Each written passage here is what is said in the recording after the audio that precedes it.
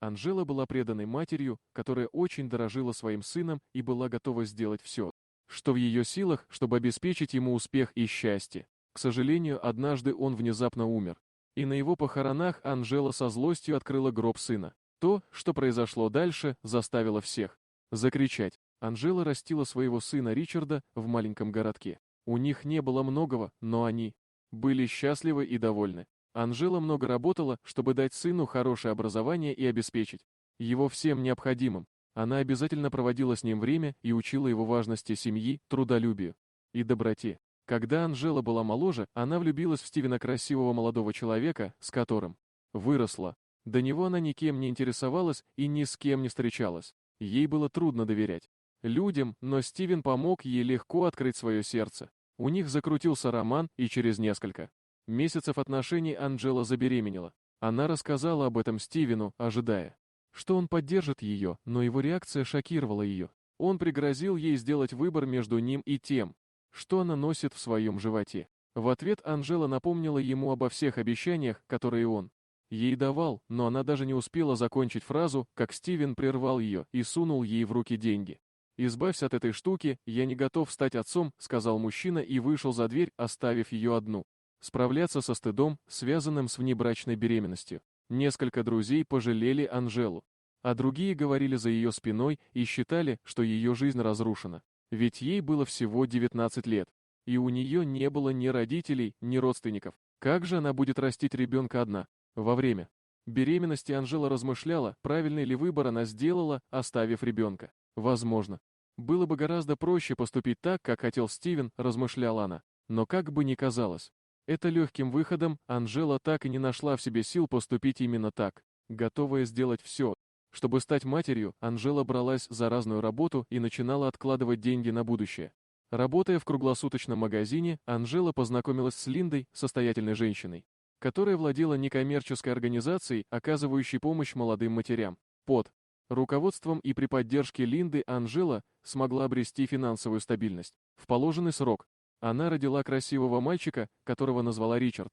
Когда она впервые взяла мальчика на руки, по ее лицу потекли слезы радости. «Мой дорогой сын, я обещаю никогда не покидать тебя. Я всегда буду рядом, чтобы направлять и защищать тебя», сказала Анжела и поцеловала его в лоб. В течение многих лет она выполняла обещание, данное Ричарду. Они были вместе каждый день и проводили вдали друг от друга лишь несколько часов, когда Ричард был в школе или Анжела работала. В подростковом возрасте Ричард активно занимался спортом и был капитаном своей футбольной команды. В учебе он также преуспевал, часто получая одни пятерки. Кроме того, он был довольно красив, поэтому девушки часто бросались на него. Благодаря советам матери он знал, как держать их на расстоянии и избегать неприятностей. После окончания школы Ричард получил стипендию на обучение в колледже за 1000 миль от маленького городка, в котором он вырос вместе с матерью. Прощаясь с Ричардом, Анжела испытывала горько-сладкое чувство.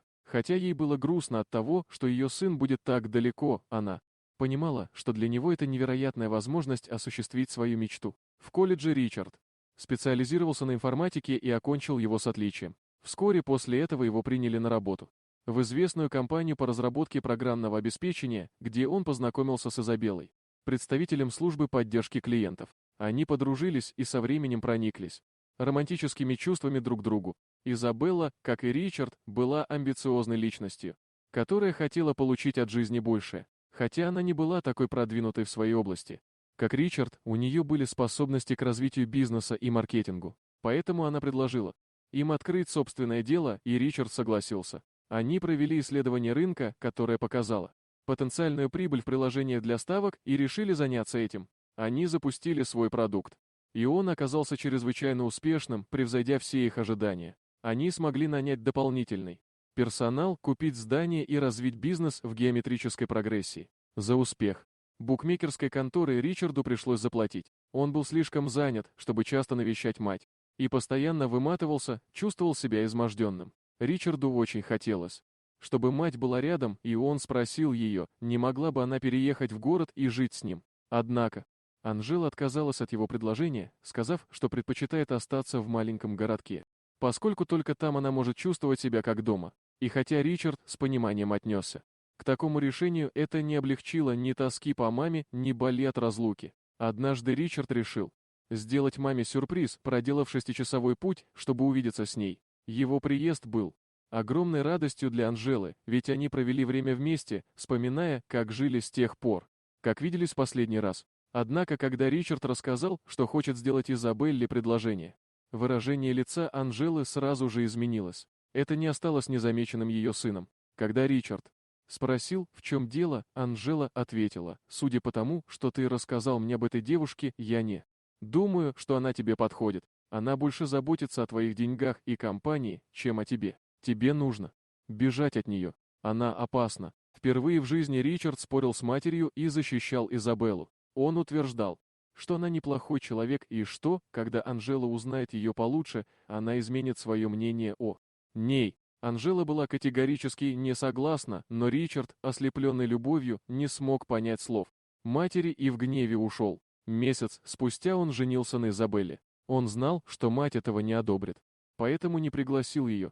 Ричард отмахнулся от ее предупреждений как от проявления чрезмерной заботы. Если бы только он послушал свою мать. Спустя несколько месяцев Анжела была совершенно ошеломлена, услышав новость о том, что Ричард скончался и Изабелла уже назначила дату похорон.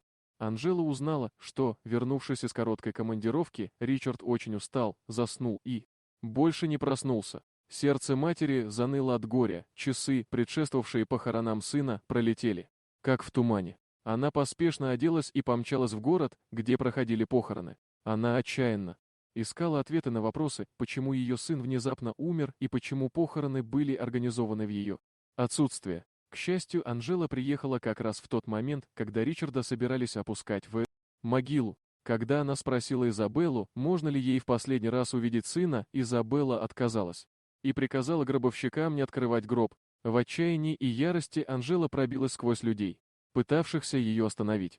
Затем она пробралась к гробу и поспешно открыла крышку. То, что произошло дальше, заставило всех закричать. Анжела заметила, что грудь ее сына поднимается и опускается с каждым вздохом. Он не был бледным, как мертвец. Он выглядел живым. Убедившись, что ее сын жив, Анжела подняла тревогу. «Мой сын жив! Он не умер!» — закричала она. Затем она указала пальцем на Изабеллу. «Я знаю, что ты в этом виновата. Что ты сделала с моим сыном?» — прокричала Анжела. Люди были ошеломлены неожиданным зрелищем, представшим перед ними. Подбежав к гробу, они обнаружили, что Ричард действительно жив.